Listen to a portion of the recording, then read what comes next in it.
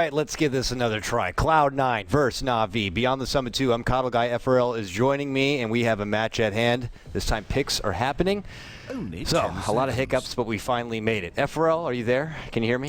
Yeah, I am here. Beautiful. Great. That's good. So let's go ahead and talk about the draft. Let's not prolong this matchup anymore. But just for the sake of the VOD, let's just emphasize by saying Cloud9 had a hot start, but now they are down to 2 and 3. Na'Vi had a cold start, but they managed to put together a couple of wins, including one over eHome, and now they themselves are also 2 and 3. So this would be a very important win, and they could even things up 3 and 3 at least. So Cloud9, look what they open up with. They grab up the Chen for Aoi first and foremost. They've been playing it quite a bit this tournament. So, well, we get to see it firsthand. I'm actually looking forward to it, and this is going to be, I think, my first 6.83 Chen casting experience. I'm excited. Yep, definitely a good hero. Going up against that first pick Juggernaut from Na'Vi. Na'Vi probably going to maybe pick up that Vengeful Spirit. Next, a solid support hero. Probably the best hero left in the pool. Yeah, I mean, I'm actually surprised Venge was not first picked by either of these two teams, especially C9, although I do really like their support duo against this Juggernaut pick. Both, you know, the Chen is going to have those creeps, and Lion will have those excellent disables going up against the Juggernaut. Very important to have. But Na'Vi instead responding with the Rubik support pick. It's going to have a lot of good spells to seal, especially from the Lion. Oh, yeah. And pretty much any option, there's a good option for your Rubik. And certainly can help out if he's going to be side by side, let's say, with Juggernaut in the early laning phase. So a hero who can get shit done if needed. Cloud9, they now pull out the respect band of the Magnus towards Dendi, where he'd been finding a lot of recent success, so that's going to be out. And by the way, they've also, of course, had to get rid of Axe and Troll. That just goes without saying. Na'Vi on the other side, though, insta-deny to Big Daddy's Wisp, and then they followed up with the Batrider and removed the Lycan, which has been very popular among some of the Western teams, definitely into the hands of a team like Secret, but Cloud9 definitely can show that they can take care of it if they want. So with that, we're going to round out the banning phase here, but I didn't get the opportunity to see Cloud9 with their Chen kind of a lineup. Do they do anything to build on it? I know an old theory crafted build would be like Eternal Envy's one to play Clinks, let's say, from time to time. And with the benefit of Chen having those creeps, hell, even a Helm of the Dominator with the bonus life, he can have easy access to a Death Pact. So I thought that was always like a funky thing. You know, I wouldn't mind seeing it. That was like a classic kind of old school combo, and we have seen quite a few Clinks pickups in this tournament. You know, sort of going back to that one position Clinks. But instead, they're actually going to ban it. I believe Funnick actually played Clinks in their previous game against eHome, in fact. Funnick does like to run it in the off lane if he knows he's going to have a good time, or at least if Godblack knows. So yeah, they usually give it to him in safe lane, and then they run some sort of aggro trail lane. But Cloud9 not wanting to have any part of letting Funnick have one of his more successful heroes, definitely known for his Clinks. He used to be sort of this like 3-hero wonder. He would play Clinks, Batrider, Wisp. Yeah. And but now obviously known for a lot of different heroes. He's even got some serious work done with like a Tide Hunter, which is also still an option out there. So they can always fall back on that if they have to. And it'll be interesting to see if Cloud9 go for a hard carry for Eternal Envy, or if they go for more of a fighting style. You know, I typically, you know, I think they have more success when Envy is on those hard carries, you know, like a Void, Anti-Mage, Terrorblade, Naga Siren, but you know, sometimes they do like to run him in a position where he's able to fight early and more often, so it'll be interesting to see how they choose to play this. Because I think Chen has his usefulness in the early and late games, so. You know what I wouldn't mind seeing that could work nicely here is getting Fata that Beastmaster again. He'd been running it a couple of times. A lot of teams have been picking up on a mid lane Beastmaster, and you got the Zookeeper build that could flow pretty nicely with Chen already. And then you have a serious army to be able to siege towers. But Mirana, I used to be all about Mirana. Like, it used to be, you know, you get like a Mirana followed up with your little Shadow Demon or your Bane pick, and you go for early lane aggression, and it just kind of fell off the wayside. And now it's picked up here. It can't be a support since we already got a couple of them. This is looking like possibly an Eternal Envy Mirana, if I had anything to say about it. Maybe off lane? I'm not too sure. I think they might do a Dro strat, actually. You know, like using...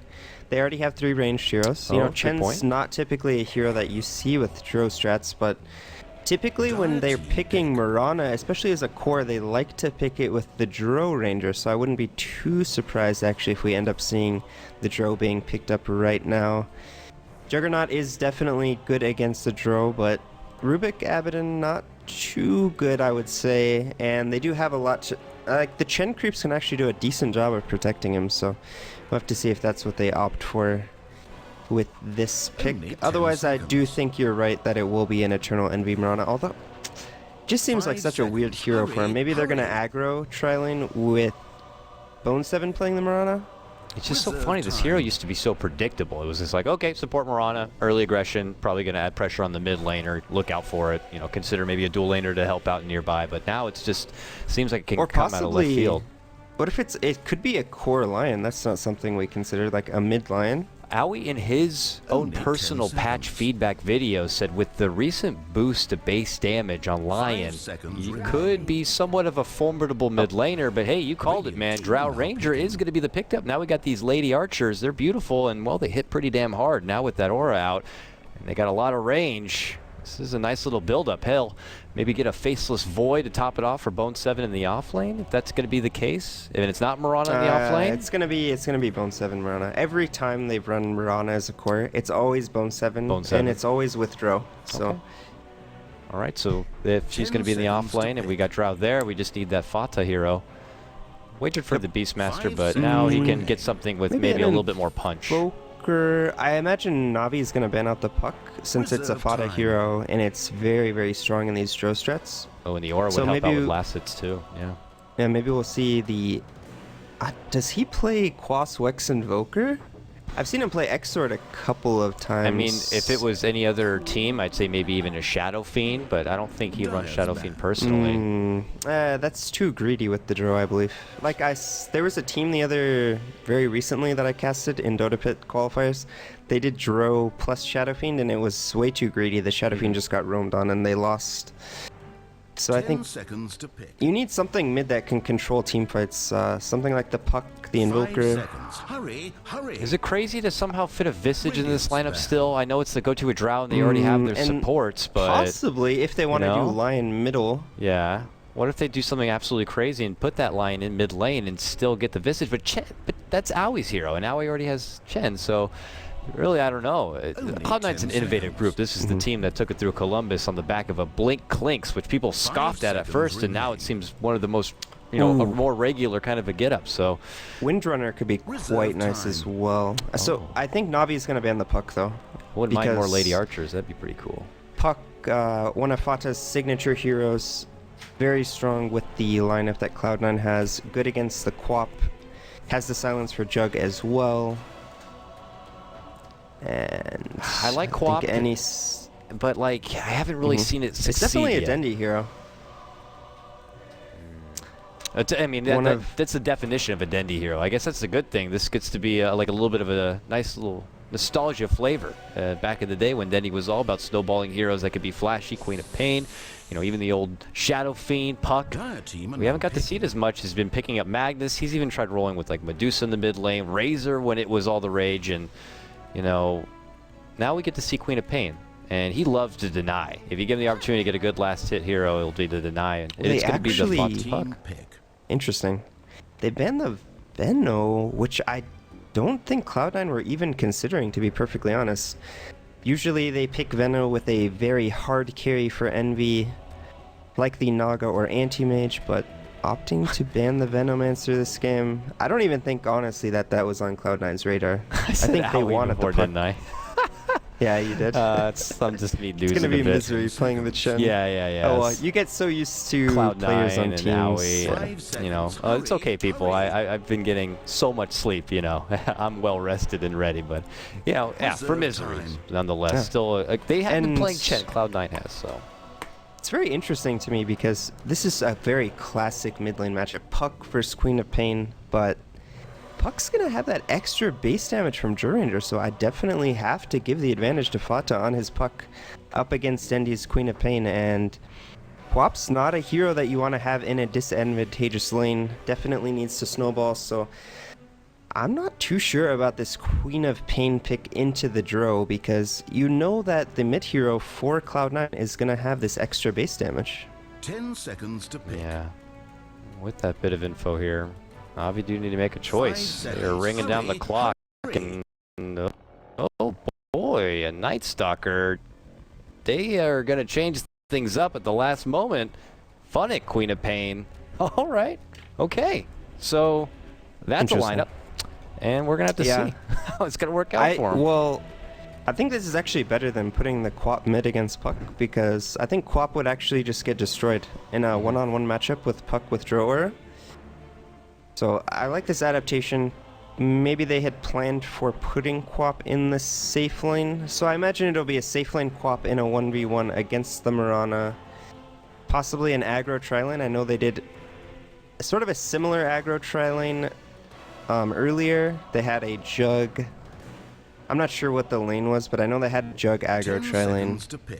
But it is always risky running these type of lanes against the Drow. Running against the Drow, and you're going to be Big Daddy, who's one of the best micro gamers you can ask for in Dota, and it looks like he's going to be taking the reins of Chen for this one. And you really might be in the dark, so we could potentially see Navi look to roam pretty early as they do conga line and beeline it towards the C9 side. Maybe, let's see, do they have any wards and sentries on hand, maybe to block out some camps? It doesn't look like it right now, so we'll see what they decide to do. But without further ado, as we do, of course, have to lead things off with a pause, we can try to begin out some nice, long-winded introductions here as we get a matchup between Cloud9 taking on Navi. First and foremost, FRL, if you had to put odds on this, I haven't even looked at Dota 2 Lounge or whatever. What would you, if you had to put a number, what would you say it would be? Before picks or after? Like, from what I know right now? I'll give you the benefit of the doubt and say after. Okay. I would say with these picks, I give C9 an 80% advantage. I think they outdrafted Navi fairly hard this game.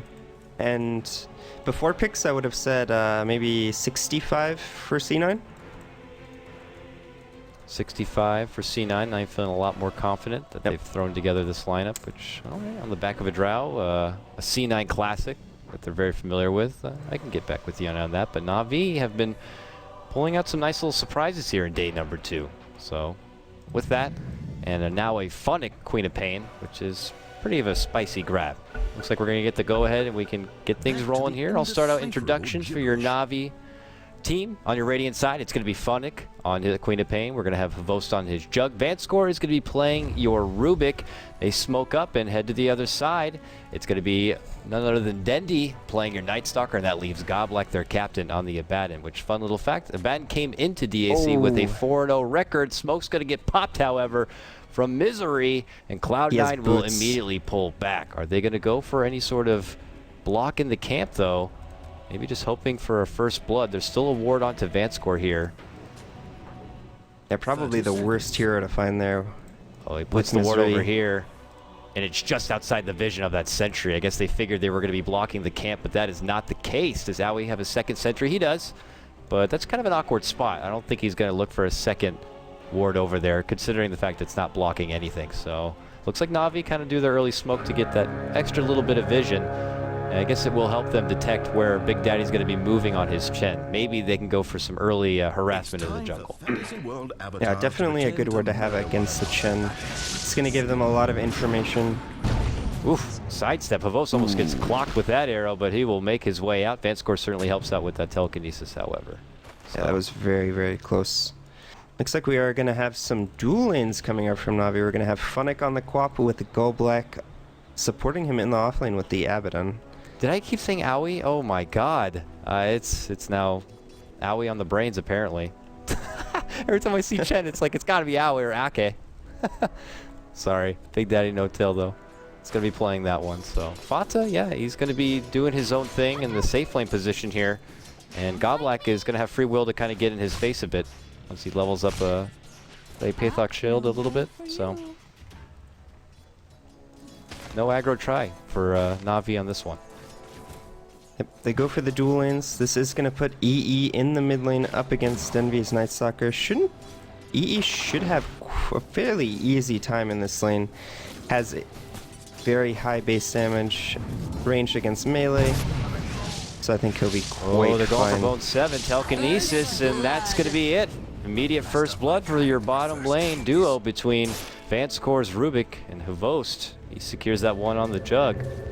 Immediate extra grab for them. Bone 7's going to make his return. That's all she wrote. Unfortunately, I missed that kill completely. I got it But for you, don't worry. Bone 7 didn't have leap available. Pretty easy kill with the telekinesis into spin. So catching up with mid lane here, we'll pop up the CS to match on par. Dendi on your Night Stalker going against EE's Drow. Bit of an awkward mid lane exchange here. And Dendi, as he looks to build up a little bit of a head start, do you consider going on the prowl right off the bat when the first night falls at 4 minutes in, or do you kind of just plant your ground and look to build on up? Because then you risk allowing your Drow to get a lot done in the mid lane. Yeah, they need to find kills early with this Night Stalker. Definitely have a draft where they need to snowball early because they're up against the 5 ranged heroes with the draw. Oh, the courier gets killed by Misery. Misery creeping around the backside. I figured they were just looking for a gank, but they get more than that with the courier crossing. Misery. Dendi could actually be in trouble here. Oh, There's yeah, a the DD arrow's on right Bone there. 7. He Looking. scout him? I think he He doesn't. knows. Because they have a ward here, so. Well, they waited out. Bone 7's going to have to take the long walk back to the bottom lane, but now Dendi is going to be hindered quite a bit. No bottle on hand for him. Yeah, he was And he'll just bottle have to make crowing as do. well. So with EE, plenty of regen, and Dendi down to one last tango, which he's going to use right there. He'll see this, and he'll just start Alright, hitting they're gonna Dendi with heavy smoke. harassment and force him back. And they are not letting up on this mid lane. They now have Big Daddy getting involved with the Oh, Dendi's Centaur dead here. creep. Oh, this could be really bad. Misery's going to get close enough. There's going to be the stun to lead off. Centaur walks on forward, pops off his own stun. Nope, picks once, gets it twice. And it's going to be EE who and- picks up the kill. Well, very interestingly enough, Big Daddy opts for the early point in Penitence. Not something we see too often. Does grant that bit of movement speed, so plus the bonus damage. Usually we see the Test of Faith picked up early on Shen.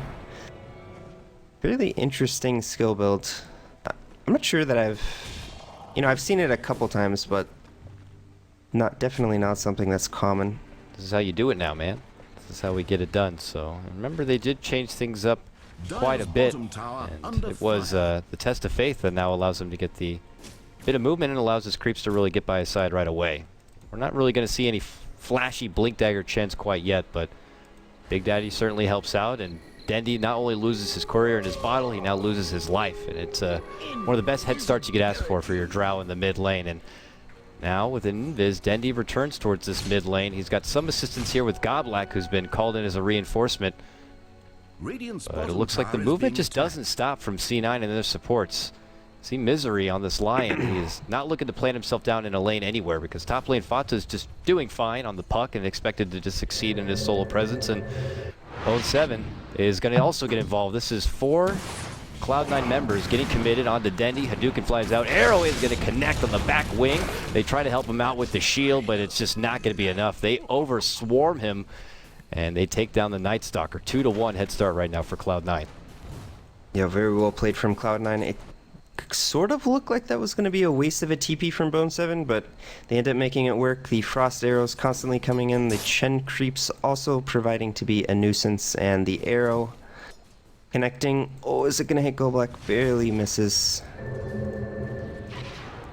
Goblak's fine, still here, even when by the side of Dendi, it's just not as safe as you would suspect. So Yeah, and the supports of C9 are very free this game to do whatever they want. Puck having an easy time up in the safe lane against the Quap 1v1. So it doesn't require the assistance of these supports, which allows them to rotate and roam around like they're doing. Misery is blitzing towards a Blink Dagger with his 1 bonus kill. Well, I said that, and then he quickly bought up a wand and a ring. But he had about 1,200 gold there for a moment. I thought he was going to get real hungry to get that mobility online quick. But he's still definitely boasting off that early lump sum. And now he's going to go back to top lane and just work with the Creep Equilibrium a little bit there. Yeah, they but really want to apply pressure to Envy in the mid lane. yeah, They know it's a very valued target after the damage they've already done to Dendy here, but it looks like they're going to wait out for the 6-minute rune in hopes that it's something beneficial, but it's just an illusion rune. But now they could potentially make a move on the Fada, but it's a puck after all, so he's able to just quickly go up to the high ground and laugh and walk away. And with that ward, though, they kind of scout out Big Daddy here, but with those creeps, they're just going to have to get a little bit extra gold. So Na'Vi, you feel, getting a bit desperate to try to find something for themselves, but this Nightfall is going to be ending relatively soon, and they have yet to get a kill with it. Yeah, on the bright side, I mean, Havas is farming quite well on the safe lane Juggernaut. Up to 38 last hits, you know, going for this sort of standard 1-1. Oh, mid lane, Vincere gets caught with the arrow as Bone 7 rotates in. Starfall's going to be there, but he's healed up and healthy with the shield. Dendy looks to dive onto this one, but he gets stunned immediately. The rotation's coming through from Cloud9, and Dendy will go down again. 3-1. Cloud9 off to a good head start, and unfortunately for your Night Stalker, a 0-3 start. Very devastating. C9 building up a strong one, and Fata also finds a kill elsewhere, taking down Funnick in a solo pickoff, using the coil right off the bat, knowing he has the upper hand on levels. Fata is now level 7, Funnick level 5. Yeah, and I talked about this matchup. It's a fairly classic 1v1 matchup, usually in the mid lane, but it's just so hard for Quaff. Once, I mean, they even have 4 points in the Stro Aura. He has 31 additional damage. And C9 are doing a tremendous job right now defending EE in the mid lane. That's, I believe, 2 times they've tried to kill him, and every time it's completely backfired on them. C9 getting kills themselves in return. There's going to be another smoke from C9, Big Daddy No Tail, as well as Misery. Are they going to find Dendy yet again? Already 0-3 on this Night Stalker. Definitely not where he wants to be on such a snowball-based hero. They plant a ward on the high ground, first and foremost, and then they look to potentially turn the corner. It looks like they're going to buy an Arcane Boots first, but now Vincere could be in trouble. Small bit of a stampede coming their way. And now they look towards EE. They make the jump forward. Funnick's there. They have Sonic Wave, but not enough mana yet. He's got the bottle up. They don't need it, however. But here comes the troops. Centaur's going to be there, but they're not going to commit the stun quite yet. They're still under the darkness with Moonlight Shadow. But Na'Vi do succeed in finally bringing down Eternal Envy. Just before that, I was going to make a note that he felt comfortable enough where he didn't even level up the Gust. Now maybe he wishes he had it. So they trade. That's my bird. Nope, Dendy's not going to get it. Pulls away instead. Yeah, and like I was talking about, hold on a second. Fata shows up suddenly. Oh, big scream flies through onto Misery. The heal's there from Chen, and they're able to take down Misery's line. Meanwhile, left-hand side, Fata's going to have to go to the other side of the river to walk away. Back-to-back takedowns right here, and all the while, Exposed able to get a nice Omni-Slash takedown, gets a hold of Bone 7. So Na'Vi quickly fire back, and things have quickly become even, 4-4. that kill on bottom should not have happened. Like, Bone 7 is just playing way too cocky here. He already had used the leap, and he was sitting at about 150 life, and he just allows Havas to phase boot and then Omni-Slash him. That shouldn't... That's just playing cocky and over-aggressive, and you can't do that when you have the Drow lineup. It's very important that you don't eat away these early kills because you're so strong in this mid-game.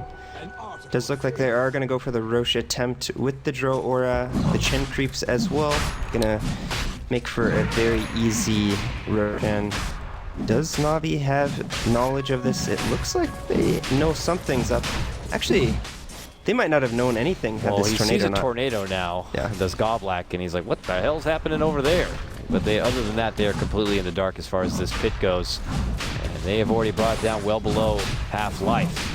It looks like they're going to be able to secure this one. Na'Vi not quite close enough. Bone 7 maybe trying to distract a little bit with Dendy here on the bottom lane. It looks like an Aegis is going to be going Cloud9's way, possibly with a follow-up here on bottom. Fata shows up, has Coil in the pocket ready to go. Maybe potentially making to go on a pick onto Dendy's Night Stalker before nighttime does come at the 12-minute mark. And we can see the power of the new Chen using this test of faith to teleport his creeps around the map. First he teleports them to Roche, then they all get low, he TPs back to base, teleports them all home. It just allows you a lot more flexibility when you play this Chen. Now That was the one thing I was most excited about. Everyone else was like, oh, Agnum Scepter, you can now get ancient creeps and all this stuff, but I think the fact that he can quickly change from one lane to the other and bring all of his troops with him in the blink of an eye is certainly nothing to scoff at. So right now he shows up back bottom, and that said army is knocking at this tier 1, and they'll be able to take it. So Arrow flies in the top lane, it hits Funnick. Oh, nice catch. Queen of Pain gonna get locked down. Misery shows up, adds the stun on top, and he gets that kill. No finger necessary. Very nice play from C9. They knew that Navi would not be expecting such an attempt or play, considering they were pushing the bottom lane with 3 heroes. Very nice arrow. Sets up for an easy kill onto Funnick's Queen of Pain. And how are Navi going to defend against these pushes that C9 are doing? I'm not too sure that they can. And the wave clear not that great for someone like Night Stalker. His ability is to move in there, maybe void a creep, and then dish it out with right clicks. But other than that, doesn't have a lot. They haven't really put together any sort of Midas. And Misery actually is going to have his Blink Dagger at 12 minutes. Whoa, big pickup for him, especially that kill on top certainly helps. Uh-oh, meanwhile back and behind, they're able to get a hold of Fata, and they do take him down. And here comes the host. Omni Slash was used, now they turn back. You're gonna see the Hand of God coming on out, and they're able to blow up Funnick with the finger. Misery gets that one. Goblack could be in trouble next. And he does get the borrow time pop. They lock him down, one stun after the other from Big Daddy, and they clean out that Abaddon. And now C9 turn it back the other way and make it a 2-for-1 trade, plus a tier 1 follow-up. Yeah, they did have to use the buyback on the Fata, which is going to set him a little bit behind his blink timing. He had about 1,500 gold before that buyback, now sitting at about 900. So it wasn't the worst thing in the world for Navi. They did lose 2 heroes for a buyback. It still definitely favors C9, but not as bad as it may look. But C9 going to continue to bulldoze down these towers. It's just ridiculous how much damage Eternal Envy's Drow is adding to everyone on this team. I know it's just expected, but even Bone 7 profiting so much, they get this tier 1 tower down very, very easily. And their surplus of gold is beginning to stack up quite high. It's 3K and quickly going. They have an Aegis for another 2 minutes, so they could still continue to go for more if they want. They'd already broken down all tier 1s.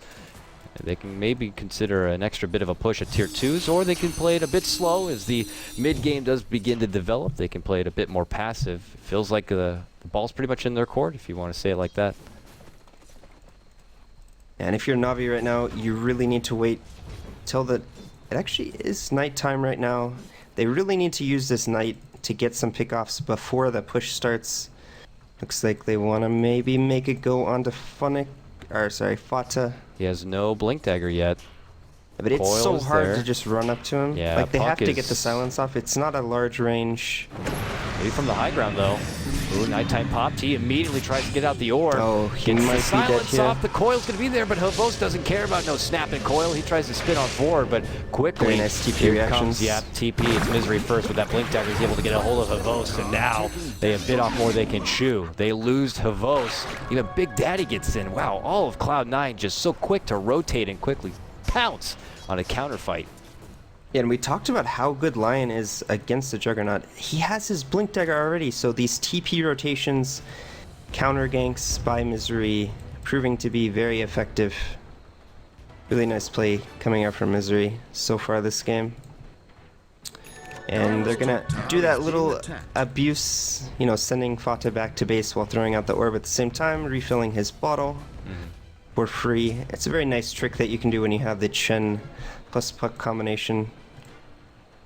I think E is going to fall in the top lane. Still has Aegis, but not much time left on it. It actually could be going down at any moment. Gotta be careful about that. Dendi shows up, get the hell back. He tries to use out the gust, but here comes the first rotation from Fata. The Aegis will be there when he does go down. Now he looks to bounce on back. Do Navi have enough to take him down a second time? Well, they certainly do, even investing that big scream coming out from Funnick, and that's going to secure the kill from him. Now Navi try to quickly leave. Will they make it away though? Blink in, they go in for the stun. Godlack, borrow time going to be triggered. Long ball figure down below gets a hold of Vance score, and they follow it up with a kill onto Godlack. They take their EE, but they don't allow him to walk away empty-handed. 2-for-1 trade. And that is the biggest difference in Chen right there. Chen actually able to contribute to this fight. The old Chen, he would have had to walk all of his creeps to the top lane. Now he can just TP, recall all of his creeps instantly, add to the battle. It's a huge change to how Chen can be played now, and it makes him very, very strong. That could have been way worse for Navi as well. Misery completely whiffed on the air spike. Had he hit... It looked like he was going for a 2-hero impale. Had he hit that impale, that could have been even more disastrous for Navi. Here we go, smoked up. Cloud9 continue their aggression with Misery having this blink dagger. They know they have the upper hand and they want to take advantage of it while they got it. So Fata by his side with Havas. Coil at the ready. Havos could be in trouble. He's in a very smart position right here. He is everyone coming in from all sides. Well, they blink right on top of him. He has to go immediately for the Blade Fury TP out. And he will make it away. Yeah, that was a very nice hiding spot from Havas. Had he went to the lane to farm, he would have died. Had he went, actually, honestly, had he went anywhere else, he probably would have died there. Yeah, even on the way out, they could have cut him off. It could have been a big grab for them. Eternal Envy now going very deep in this bottom lane, trying to force Navi to be spread and maybe draw some attention towards the bottom while they have two other C9 members at the top. But here you're going to see the nighttime come down, and it looks like that's enough for Cloud9 to scurry away. They're moving forward, though. They want the creeps. And they're going to... Bye! That's also a really nice feature. Easy creep to step away. Uh-oh, Havos gets gusted back, and EE's put into a corner. And, well, it's going to be a death closet. EE gets chopped. Havos gets the easy pick onto him. Fortunately, Eternal Envy just couldn't find his way out, and the darkness was more than enough to allow him to catch up and get that quick grab. I think that's a bit greedy from Envy to not have a TP scroll. I know he wants all these agility items, but... I mean, had he just had a TP, he would have lived in that situation. But the NATO is casted by No-Tail. I don't know how much it's going to really stop them, though, from getting this tier 1. It's not going to do anything. So, I don't know if they want to commit to defending this. It does look like they might want to defend this. Both teams have that high ground ward, so they can see if movement's coming their way. Havos is already Blade Furying up and above. Still has the Omni Slash at the ready. Might need to use it here. Perfectly timed impale. Yeah, and they get it. The follow-up stun, the lockdown. Is he going to be able to get it up? There it goes. Now Cloud9, they gather close, and with all the soakage of the damage, they mitigate the hell out of it. And now they quickly blow up Na'Vi. 2 to go down right away. Big Daddy does drop, but his creeps do live on. Meanwhile, trying to hide out Funnick. Will he get the TP off? He will. He escapes out. It ends up being a 2-for-1 trade plus the tower for Na'Vi. That was an excellent impale from Misery. I mean, he caught him right at the end of that Blade Fury. Unfortunately for C9, Havas did get off the Omni Slash, but it was split up between a lot of Chen creeps, so not doing that much damage to heroes. Had Havas died before he got the Omni Slash off, that could have been even worse for Na'Vi. Dendi actually going for a Vanguard first on the Night Stalker. I'm not... It's such a hard game for Dendi because he didn't have that early start that he wanted, starting 0-3. Yeah, and it's not like he's been able to recover by getting a lot of kills to make up for it. He's 1-3-4, but now he's got eyes for possibly the Drow. He's got this Invis Rune with halftime still left, and he's testing the waters to see if maybe they have the vision. He immediately retreats down and below, and it could be out of their way, so... Though Dendi still wants to stalk here. Might have to be careful. Same goes for EE, though. He's going to go for Ancients, and now he pings it. Do they have the vision? No, they go right to darkness, and now he goes right for Hinata. He fishes out the urn, and, well, fine, looking to follow up. No Scream is going to be at the ready. Coil's going to be catched on the return from Fata, and it catches on 3. Now the Mandrake coming up from Misery. That depletes Funnick. He's got a bottle on up if he wants to continue to fight, but they are going to be all right for now. What looked like a good time to make a jump onto Eternal Envy. The Boast, that's my Centaur. Gets the chop down. Arrow is going to be off the mark, and Na'Vi will have to walk away with only that creep takedown. Yeah, surprisingly, they did not get Eternal Envy there. Nice send back from No-Tail's Chen, saving Envy's life. Rubik even had the coil there. Yeah, they did have to use a couple of ultimates for it, but And ultimately, everyone lives. He's fine. There's the trick you're talking about. Fata goes to base, bottles up, comes back to his orb. Dota's cool. Yeah, I think this game can get difficult for C9 once there's some BKBs on the side of Navi. If they get some the BKB onto Jug, possibly the Night Stalker, maybe even this Quap, it'd be nice to have a BKB. Vincere plants the ward, and they see each other. And it's Godlike who leads out the front, but he has no ultimate. I was just saying ultimate, he actually has it. Scream is not going to catch with the leap back. It's going to be an air ball. Big Daddy. The Omni Slash connects. Oh, bad RNG for him. It goes mostly onto him instead of his creeps, and now Havo spins on forward. After they take down the Chen, they look to focus on the Bone 7. The silence is there, but he gets it done. Gust is not going to be enough to keep them back, and Na'Vi clawing themselves tooth and nail to try to get back into this. Now 10-2. It's Havost who takes over the top of the net worth. Ooh, more Centaurs for me.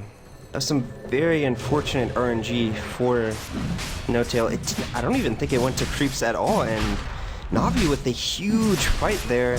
Getting 2 hero kills are now pressuring Roche, and it's very, very important for C9 to not lose these Roches as the Drow lineup on Dire's side. I think they can agree with you. They already have the Tornado down, the Orb Harassment. Misery's eyeballing it here. I'm not sure they can stop this though. He can blink in and go for a Hail Mary, kind of a pickup if he can. There's Fata to jump in, drops down the coil. He's got more life. Fata, though, might die before Roche. Roche goes down, they get the kill, and they pick up the Aegis. And Fata's going to drop. Oh, disaster for Cloud9 on that attempted defense. Godlike. Borrow time will proc for him. This game's starting to turn in Navi's favor. I mean, we've seen it time and time again. When these Drow strats start to fail, they really start to crumble. And currently, the second Roche taken by Na'Vi. It's a very nice start for their comeback. We go ahead and take a look at the gold. Nearly evened now by Na'Vi from that last fight, as well as taking Roshan. Na'Vi now with an experience advantage as well. Dendi sees Chen and goes on the stalk. Phonic shows up, dishes out the scream, and Big Daddy, there's nothing he can do about it. He's going to be taken down. Another successful pickoff in what was a struggling start for Dendi. He has now been finding lots of opportunities for himself, and he has quickly turned that Vanguard into a Crimson Guard. So with that, they use this bit of momentum. They go towards this tier 1 mid lane, and things go from even to now in Navi's favor for the first time well, not the first time, but since the very, very start. Na'Vi are back in control of the net worth. Yeah, and Havost is so far ahead of everyone. Although actually not too far ahead of Envy, but if we look at the net worth of all these heroes in the game, Na'Vi having 3 of the top 4. Tower is being attacked. Actually, a pause coming out from Misery. Not sure what that's about. Juggernaut getting the Basher now completed. He is definitely a force to be reckoned with. I still think he should go for a BKB. It's very good this game against... They have a lot of silences. We've talked about how good Lion is with his 2 disables and the Hex as well as the Earth Spike. They have an arrow, you know, even the Drow slows. And then you also have the Chen nuke as well, which does a pretty decent amount of damage. It can do up to 400, so it's nothing to scoff at. So now we see Na'Vi going on the aggressive end for this one. They were down quite a bit, and they go from tier 1 to tier 1. And they have taken back control of this game. For everyone now coming on in here, I see we have a recent surplus of people. Find a seat, sit on down. It's Na'Vi taking on Cloud9. Cloud9 started this game with a big advantage. Talking about bringing down Dendi 3 times in the mid lane and sniping out their courier, taking away his bottle, and it's Na'Vi who are back in control. That's pretty interesting, but on this Drow lineup, can't sleep on them. You lose one fight, you'll lose structures pretty damn fast. 12-12 is the score, and Bone 7 has put together a Diffusal on his Mirana. Interesting. Diffusal. What are we looking at using that with here? Ghost Scepters that could potentially come in? I don't know. Yes, I'm not too sure why he has this Diffusal. It just doesn't seem like a good item for this game. They make it go on Havost with the coil, and he's going to try to spin onto there, but that's his Aegis Life down, and he's going to need some help if he wants to get away. They're blocking him in. Stun's going to catch. They do both the Earth Spike and the Centaur Spun at the same time, just to be sure, but... And there's Havost out of position, and he does go down. Yeah, so nice play from C9, catching out Havost, the most farmed hero on the map. And they need a couple of pickoffs like this. This is actually going to net them tier 2 top tower. 1-7 looked like he was... Oh, wow! They scream at the last moment to get Bone 7. Wow. Funnick. Funnick feeling confident. He just zoned out that one. Oh my god. I honestly didn't think he was going to go for that. But feeling confident, goes for the Sonic Wave Scream of Pain at the last second.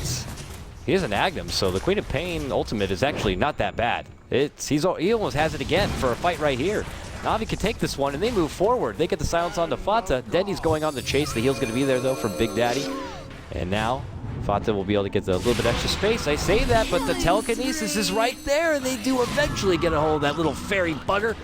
And Dendi goes from 0 to 3, and now he's on a killing spree. 3 and 3 and 7. Oh, the tides have turned. C9 are just bleeding heroes. Like, they go for this top lane push while Havas is dead, but they don't really commit to it. They send back Eternal Envy, but the rest of the team is not on the same page.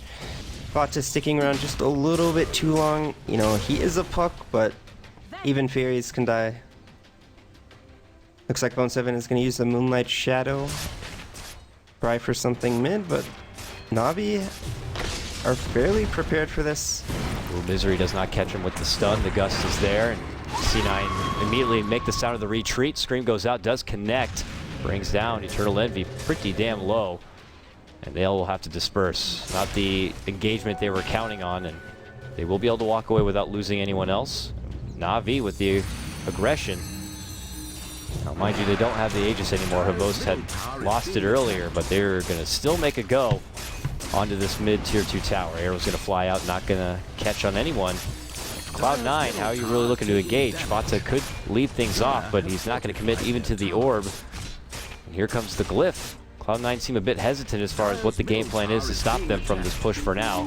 There's Fata. He will jump in, gets a big silence and a big coil, which kicks up 4. Havos going to get bursted down, and he will drop for out for a minute. Now they make a go on to Dendi, trying to drain out his mana a bit as they go out on the retreat. A scream flies through once more from Funnick, trying to blast down those creeps, but the mech's going to be there and save him. And now they get a hold of Vincere, and wow, desperation set up. Yules into the arrow. They get a nice 2-man special, and they don't even lose their second tier tower. Yeah. I mean, that shouldn't ever be happening. There should never be a situation where, when you have this Abaddon, that your Juggernaut gets stun locked so long that he is unable to cast ult or spin. When you have the Abaddon, you have the shield, you have the heal. Goblik just getting caught out a little bit out of position, and gets impaled with the Jug. And he just shouldn't be in that situation where that can happen. Scream to slow them down, it looks like, and now Funnick moves in. It's not going to cost Navi anything, but it's still a mistake nonetheless. Oh, Funnick. Nothing you can do to really stop him. Yeah, take that before you go. A little bit of that Shadow Strike love, but Cloud9 walk away with the tier 2. I still think Havas should get a BKB. He actually opts for the Blink Dagger. It's going to make it so that he can get off his ult, but if he's hitting the tower like that, it's not going to matter anyways. He's going to get initiated on by the Hex Impale. This Blink Dagger's not really going to do too much at that point. It's really up to Goblik at this point to save him from these initiations while he's trying to push down these towers. Vancecore's going to drop down this Obs Ward at the bottom. Possibly the idea or an inkling that a Roche could be in their near future or some sort of contention for it. We'll find out that timer in a moment's notice, but now smoked up, it's Cloud9 on the move. They have the Moonlight Shadow as well at the ready if they want to make a possible go. But now they swarm towards the bottom. Navi are already on the way out. And the Cloud9, I imagine, are at least going to go for the push and try to finish off this tier 2. Navi, we'll see if they look to go for their defense. They drop an Obs pretty dang close to the tower even, just to get that little bit of extra leverage. Now moving up and above, Bone 7 gets caught out, immediate scream, takedown, Denny gets that one, and Cloud9, again, have to quickly go on the retreat. That's not what we wanted, and we gotta go. Look how fast Navi scramble to see if they can get a hold of anyone. Big Daddy, got him! Man, they go on the hunt pretty, they just move so quick. Yeah, they have a lot of mobility, they have the blink on the Quap. Both the Jug and Nightstalker are extremely fast. And Dendi actually going to go for an Aghanim Scepter, so going for that map control build, going to have the nice unobstructed night vision. What is it, 1200? I think it's either 12 or 1400, I'm not sure. Oh, don't do this to me. Last time it was me and Ryuborz yesterday when we were debating about Night Stalker, and at that point it was at the back end of my 9 best-of-1 casts, and I couldn't even really remember, but...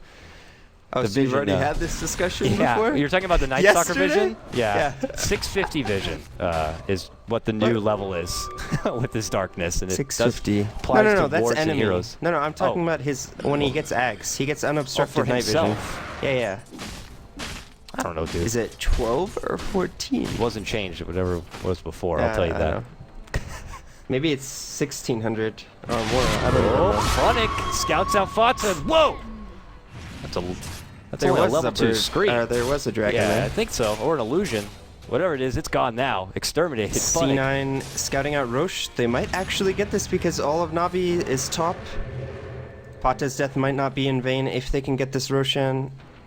Looks like Navi have an idea that this is happening. Oh, they're coming. Moonlight Shadow. They gotta really make the right decision here. Do they want to commit or do they want to go? Dendi is right there as the bouncer. It tells them to get the hell out of this party. And it looks like Hinata is not welcome. Does get off the mantle last second, but just delaying the inevitable. Immediate buyback now coming out.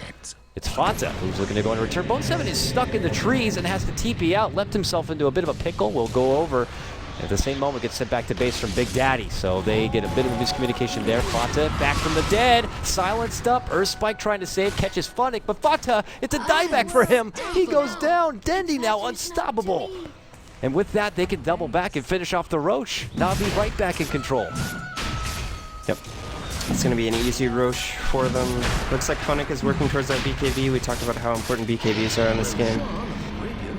They have the Aghanims now on the Night Stalker. It's going to give them a huge advantage in these fights, being able to see everything clearly.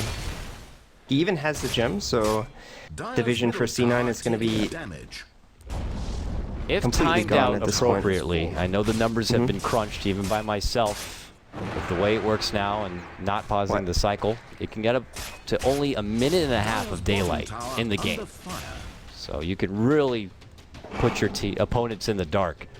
And for a team that really values a lot on their initiation setup, whether it be from Fata or what have you, or even Misery, that does not become easy. I'm not gonna pretend I understand how darkness works anymore, because as far as I know, it doesn't add to the timer anymore. So if it's already nighttime,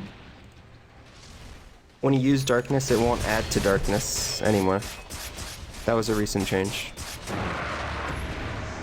So I'm not exactly sure how it works. Aren't you a pro player? Isn't it your job? I suppose. It's okay, dude.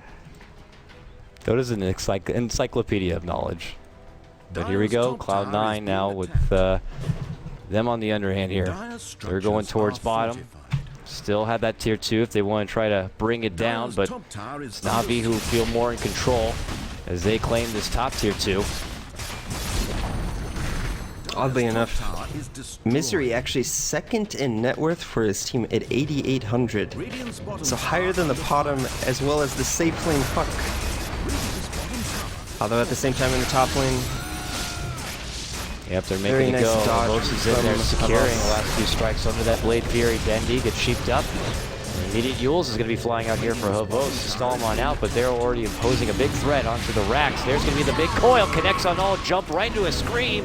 Earthspike connects as well, but it's not enough damage. Navi stands strong, they wipe down 2, and now they're moving on forward. Mizu's going to drop thereafter. He's going to be forced to go into his buyback. Fata's out, no buyback for him. And now the racks are going to be going down. Navi, coming into this one, the underdogs, they had put together a pretty solid day 2 performance. And if they can secure a win here, they put themselves from the bottom of the pits right up into the mix. That rhymed, I didn't even mean for it. And Navi have done really good at capitalizing on the mistakes from Cloud9. There was just a couple of times when it didn't seem like Cloud9 were all on the same page. Just leaving players behind as Havas goes completely ham. Showing off that Abyssal onto Big Daddy's head. And the GG is called by C9 knowing the limitations of their draft. the Drow can no longer stand up to what Na'Vi have to offer, and we see it here. You pick these heroes that can run at you.